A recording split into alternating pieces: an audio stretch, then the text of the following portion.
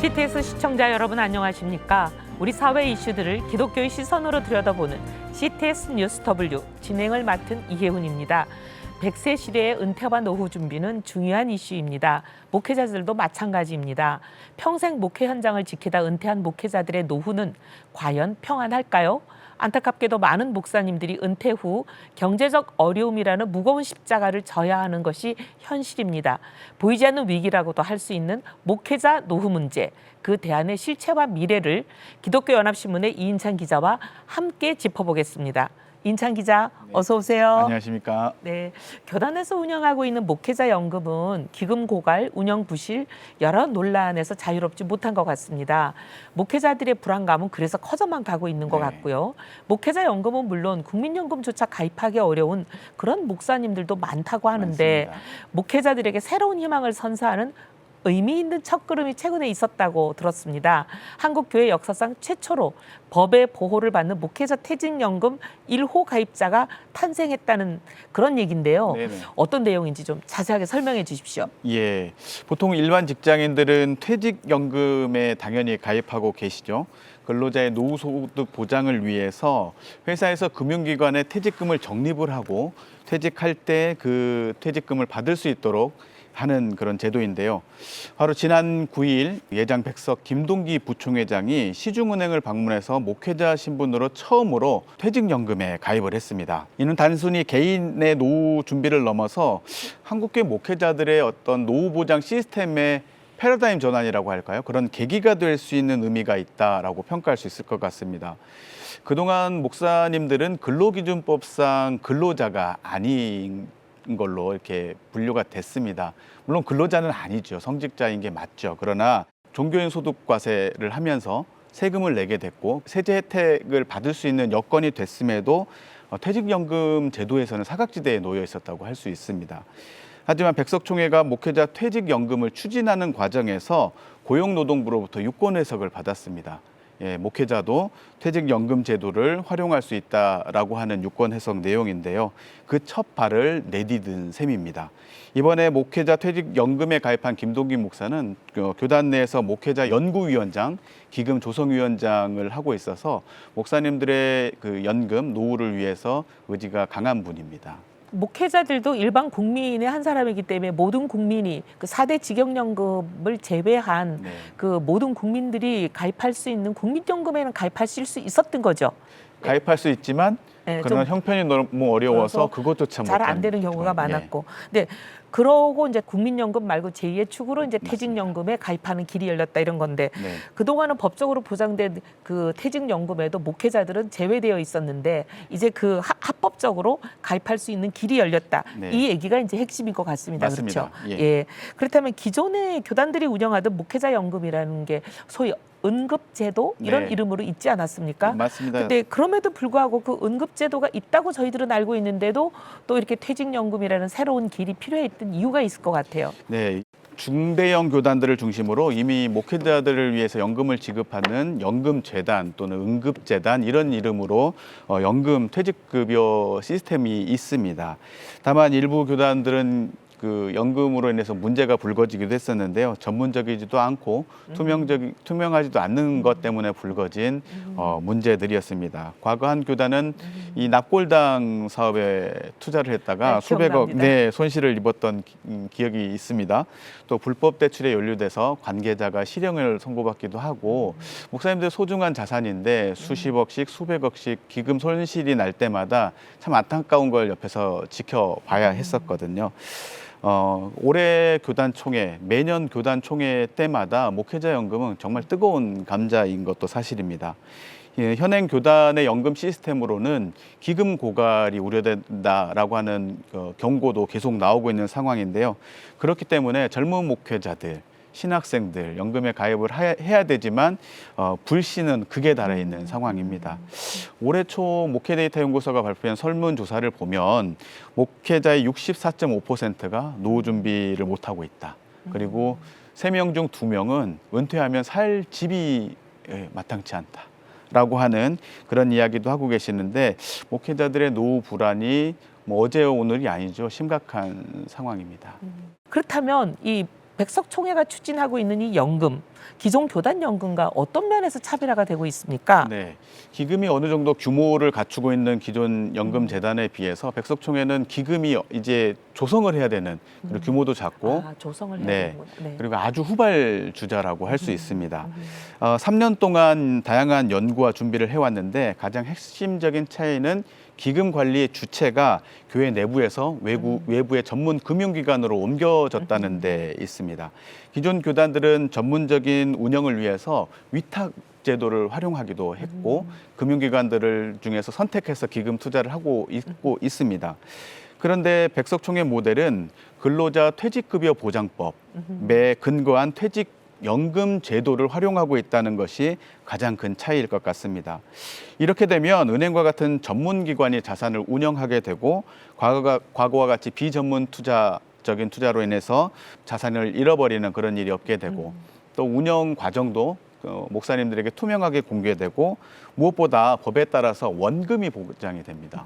그렇기 때문에 가장 안전하다 할 수 있겠는데요. 목회자의 노후를 완전히 독립시키는 어떤 방화벽 역할이 될 수도 있겠다 이런 생각이 드는데요.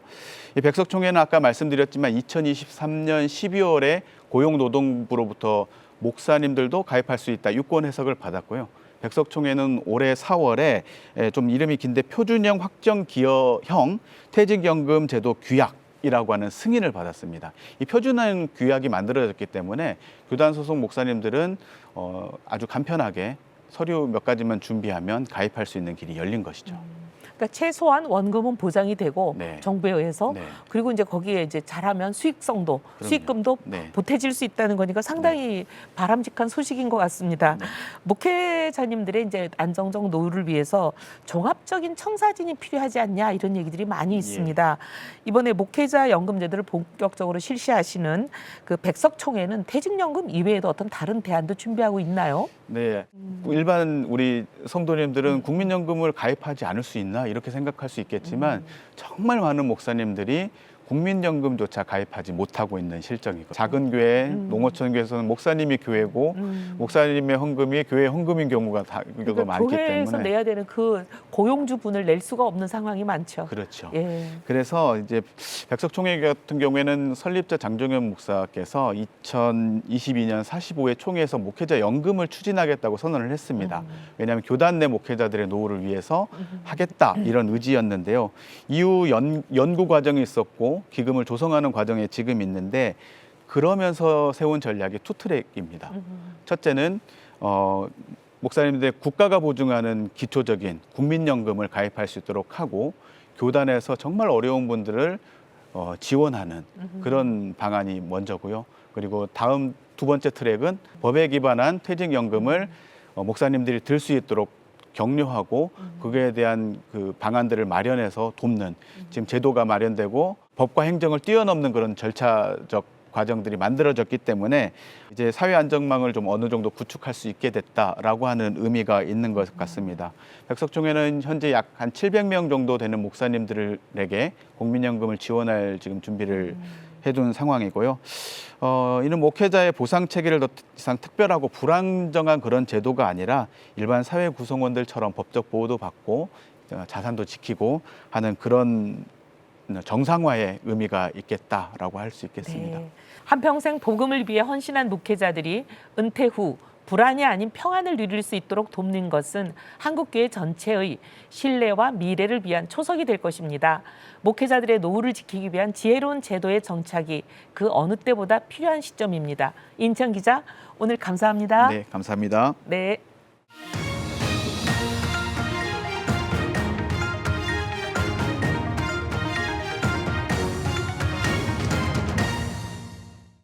이번 시간은 윗포커스 시간입니다. 한국 사회는 더 이상 단일 민족 사회라고 할 수가 없다고 합니다. 외국인 이주민의 손길이 빠지면 멈춰서 버릴 산업 현장이 너무나 많은 만큼 그들은 잠시 머무는 손님이 아니라 우리 사회와 경제를 함께 떠받치는 중요한 우리의 이웃이 되었습니다. 이러한 변화 앞에서 한국교회는 어떻게 응답해야 될지 이 시간 구미국제교회의 담임 목사님이신 동시에 다문화 사회와 신앙연구소 책임연구원이신 권주은 목사님 모시고 함께 얘기 나눠보겠습니다. 목사님 어서 오세요. 한국은 이제 분명한 다문화 사회라고 봅니다. 주목해야 할 점이 있다면 한국 이주민 패턴은 글로벌 이주 패턴과는 조금 다르다. 그런 얘기들을 하시는데 혹시 우리 한국 이주의 특수성은 좀 어떤 게 있습니까?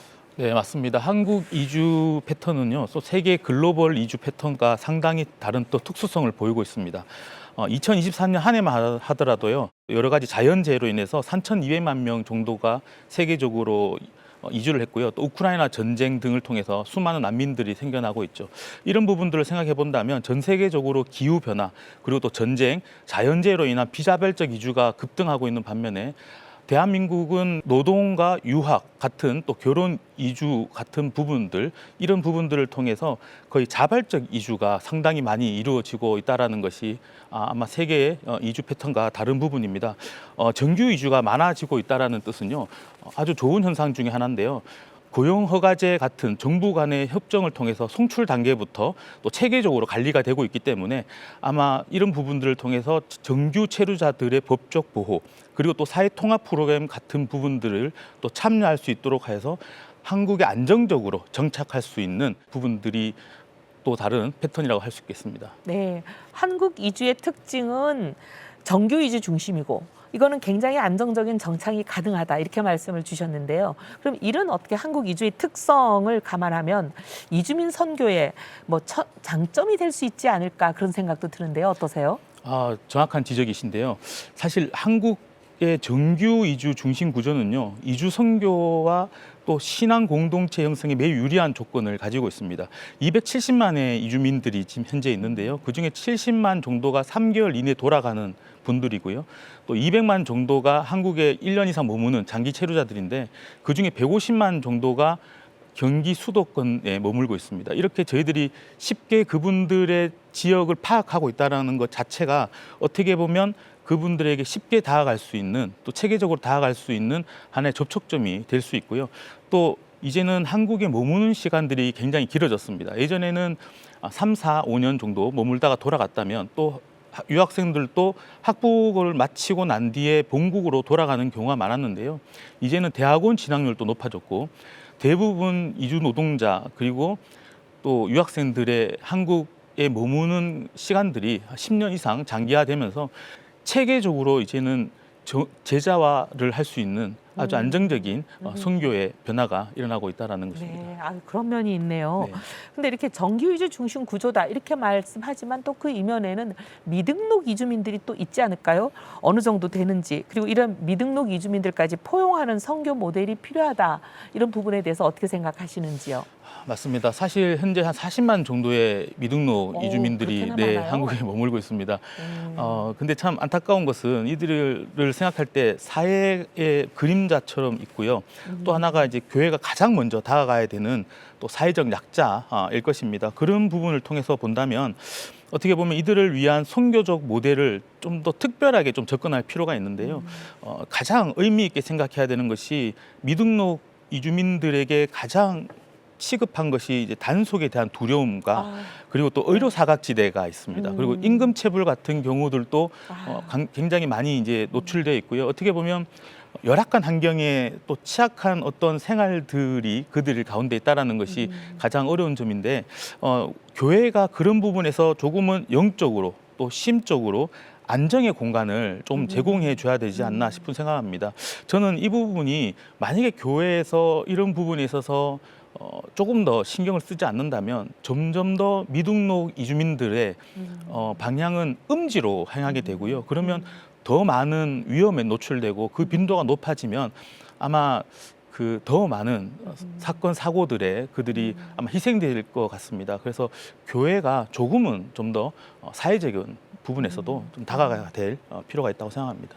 의료 사각지대, 또 그다음에 임금 체불의 사각지대 이런데 임금 체불이야 뭐 불법 체류자라는 법적 지위를 어떻게 해결할 수 있을지 잘 감이 안 오지만 교회가 의료 사각지대를 해소하는 데는 충분하고 또 저희들이 효과 있는 역할을 할 수 있지 않을까 그런 생각이 듭니다.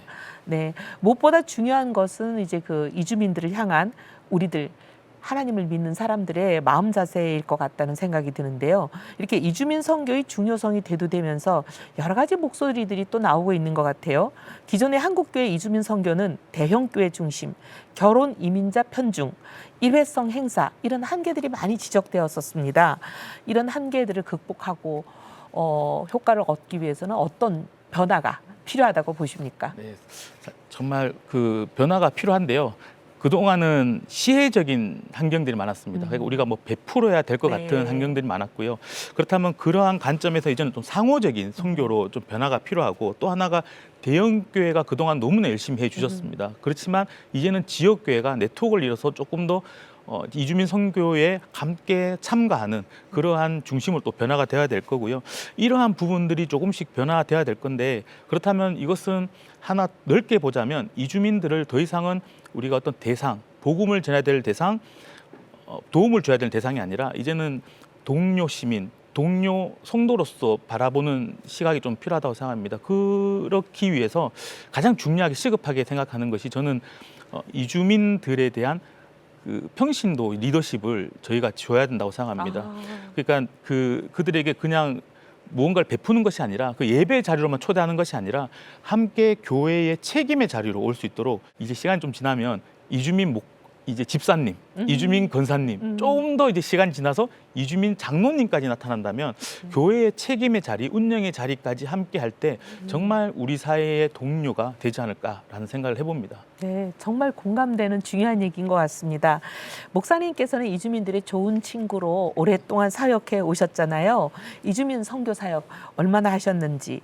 2005년도부터 시작했으니까 20년 정도 된 것 같습니다. 네, 그 긴 시간 동안에 이주민 선교 현장에서 이주민들을 만나면서 실제 느끼는 변화의 흐름 혹시 그런 게 있으신지요? 실제 변화는 20년 전과 지금은 엄청 달라진 것 같긴 합니다. 네. 예전에는 그 한국의 코리안 드림, 그러니까 생계를 위해서 와서 돈을 벌고 돌아가는 것이 목적이었고, 한국에 와서 빨리 공부하고 졸업장을 따서 돌아가서 좋은 자리, 좋은 취직 자리를 찾는 것이 이들의 목적이었다면, 이제는 한국의 뿌리를 내리기 위해서 노력하는 이 사회적 정주화 형상이 굉장히 많이 달라졌습니다. 예전에는 한국에 와서 한 3, 4년 정도가 지나도 한국어가 기초회화 정도였다면, 이제는 한국에 오기 위해서 준비하는 단계부터 한국어를 실력이 높아야 됩니다. 그러다 보니까 이제는 1년만 지나도 가벼운 농담을 서로 할 수 있는 정도의 한국어가 향상되어 있습니다. 이 부분이 저는 이주민 선교의 가장 큰 변화라고 생각하는데요. 이러한 한국어가 향상이 되면 이제는 그들의 모국어로 선교하는 것이 아니라 한국어로도 충분히 각 세계 모든 사람들에게 제자와 그리고 또 복음을 전할 수 있는 선교 현장이 되어 간다는 것이 저희들이 지금 현재 보고 있는 이 사회의 변화입니다. 열방을 우리에게 오게 하시는 하나님의 역사일지도 모르겠네요. 네. 이주민들이 정당한 권리를 받을 수 있도록 관심을 갖고 무엇보다 우리의 진정한 친구로 받아들인다는 그런 열린 마음이 필요하다는 목사님의 말씀에 공감이 됩니다. 그런데 이제 성도님들 중에서 이주민 선교라고 하면 나와는 거리가 좀 먼 어려운 일이라고 생각하시는 분들이 아직도 많이 계시는 것 같아요. 성도들이 좀 쉽게 할 수 있는 이주민 선교 어떤 게 있을까요? 네. 사실 이주민 선교는 어렵지 않다고 생각합니다. 첫 번째는 저는 다문화 감수성을 우선 좀 키워야 된다고 생각을 합니다. 이게 준비 단계라고 생각하고요. 알게 모르게 저희들이 무의식 가운데 편견 또 선입견들이 조금씩은 남아 있습니다. 물론 저 또한 그런 것들이 저도 모르는 무의식 가운데 있을 수도 있고요. 그래서 많은 교회들이 요즘은 다문화 감수성 테스트를 통해서 성도 각자가 어느 정도의 감수성인지 또 그렇게 해서 공동체가 어느 정도인지를 먼저 파악하고요. 그로 인해서 먼저 마음의 준비를 하고, 그 다음에 좀 필요한 것이, 제가 쉽게 좀 다가갈 수 있는 방법을 생각해 봤는데요. 복음을 전하자라고 하면 이게 부담스럽습니다. 저 또한 사실은 좀 부담스러운 부분들이 있는데, 가장 쉽게 할 수 있는 게 혹시 남사친, 여사친이라는 말이 있습니다. 네. 그렇듯이 외국 사람 친구 만들기 프로젝트라고 해서 외사친 만들기라는 것이 있습니다. 그래서 친구로 다가가면 좀 더 그들에게 다가갈 수 있는 부분들이 좀 쉽지 않을까. 사실 전도하게 다가가면 그 친구들도 마음적으로 느끼더라고요. 그래서 서로 간에 부담이 되는 부분들이 참 많이 있습니다. 외사친 만들기 프로젝트 같은 부분들을 통해서 조금 더 좀 가볍게 그들과 교제하는 일상을 공유하는 시간들을 좀 가지면 더 좋은 효과가 있을 거라고 네, 생각합니다. 목사님 저도 바로 외사친 프로젝트 돌입해 보겠습니다. 마지막으로 이주민 선교 사역자로서 한국 교회에 꼭 하고 싶은 말씀이 있으신가요? 네, 정말 간곡히 부탁드리고 싶은 게 있는데요. 한국 이주민 사역이 많은 분들이 특수 사역이라고 말씀하십니다. 네. 그런데 특수 사역, 특별한 사역이라기보다는 그냥 우리 일상에 함께 하고 있는 분들과 같은 사역이라고 좀 봐주셨으면 좋겠습니다. 특수하다, 특별하다고 생각하는 그 순간 어떻게 보면 저희들이 조금은 그들을 다르게 보지 않을까. 우리의 영역으로 그들을 넣지 않는 마음들이 있을 것 같고요. 또 하나가 미세차별이라는 것을 저희들이 경계해야 한다고 생각합니다. 조금 생소한 개념인데요. 많은 분들이 무의식 가운데 미세차별을 하고 있습니다. 한 사례를 보자면 한 교회에서 그 식사 시간에 한국 성도님들이 식사를 하고 있는데 이주민 예배부가 올라올 때 봉사하시는 분들이 그들의 식판을 따로 꺼내는 일들이 간혹 가다 있습니다. 모양이 같은 거예요? 모양은 같은데 왜 따로 꺼내죠? 그게 이제 그분들도 악의가 없이 무의식 가운데 따로 따로 사용하는 다른 메뉴를 주기 때문에 그렇지. 다른 모양의 식판을 드린다 그러면 이해가 되는데 예, 같은 배식인데 같은 메뉴인데 네, 예. 맞습니다. 그래서 그분들도 악의는 없고요. 본인들도 저희가 설명을 하니 몰랐다라는 부분들입니다. 그러니까 이건 정말 악의가 없이 무의식 가운데 그들도 모르는 가운데 일어나고 있는 겁니다. 또 다문화 학생들을 특별히 다문화 학생, 한국 학생으로 유초등부에서 그렇게 호칭하는 부분들도 어떻게 보면 배려를 할 수 있는 거겠지만 그러한 작은 배려들이 어떻게 보면 그 미세 차별을 낳기도 합니다. 이런 차별들이 큰 상처를 주더라고요. 이런 부분들을 통해서 교회를 돌아서게 만들고 또는 제3국을 택하게 만드는 일들이 있습니다. 그런 부분들을 좀 본다면 이러한 작은 실천과 그들에 대한 어떤 작은 배려가 또 좀 존중하는 그 배려가 종방한다면 전 이주민과 함께하는 것은 한국 교회의 부담이 아니라 정말 하나님께서 주신 축복의 또 하나의 한국 교회의 좋은 부흥의 한 길이라고 저는 그렇게 생각합니다. 이주민과 다르다라는 생각부터 없애는 그 노력이 중요하네요. 맞습니다. 네, 이 땅에 온 이주민들을 품는 것이 그 나라를 품고 선교의 지경을 넓히는 것이 아닐까 싶습니다. 하나님께서 우리에게 보내주신 이주민들을 품고 사랑과 기도로 함께 걸어가는 우리 모두가 되기를 소망합니다. CTS 뉴스 W 오늘은 여기까지입니다. 저출생과 동성애, 이단, 이주민, 글로벌 이슈 등 한국 교회가 주목해야 할 진짜 뉴스로 또 다시 인사드리겠습니다. 시청해주신 여러분 감사합니다.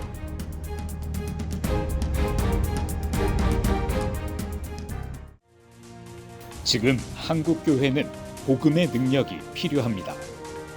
하나님 앞에서 자신을 돌아보는 회개 용서 운동, 성령의 임재를 간절히 구하는 기도 성령 운동, 오직 말씀과 기도로 다시 일어서야 합니다.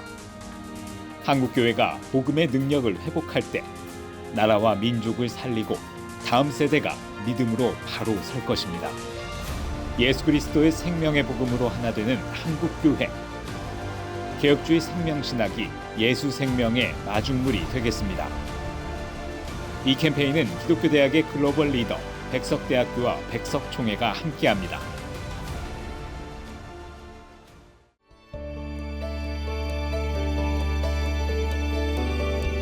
백만인 기도운동에 새롭게 참여하신 분들입니다.